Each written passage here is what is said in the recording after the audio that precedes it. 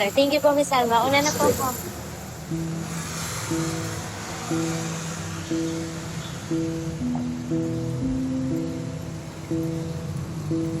Takot ka ba sa akin? Hindi po. Well, I think you should be. Dahil hindi ba ako tapos sa'yo? Hindi ka tumupad sa usapan. But it's okay. You made a point about the lawsuit, about the damage. Ayoko rin ng public mess.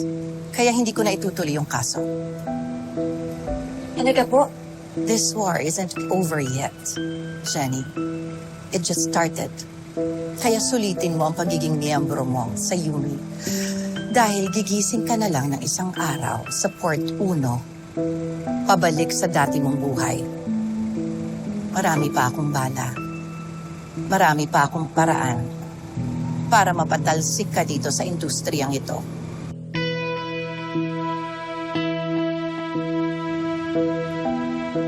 Anong iningiti-ngiti mo dyan? Wala po. Dahil sa sinabi kong hindi ko na idedemanda ang nanay mo. So, nung sinabi ko, your little brain stopped processing everything I said after. Well, don't celebrate yet. Dahil masyado pang maaga. Sana hindi naman po ako nagsiselebrate.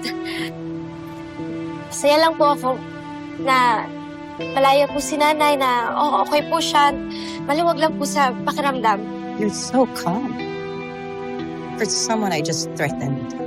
Masaya lang po ako na ako po yung in-threaten niyo at hindi si nanay. Sobrang laking bagay na po nun sa akin.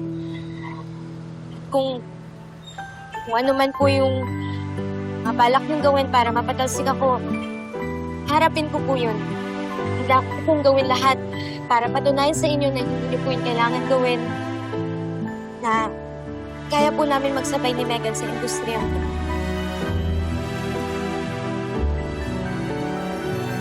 We'll see about that.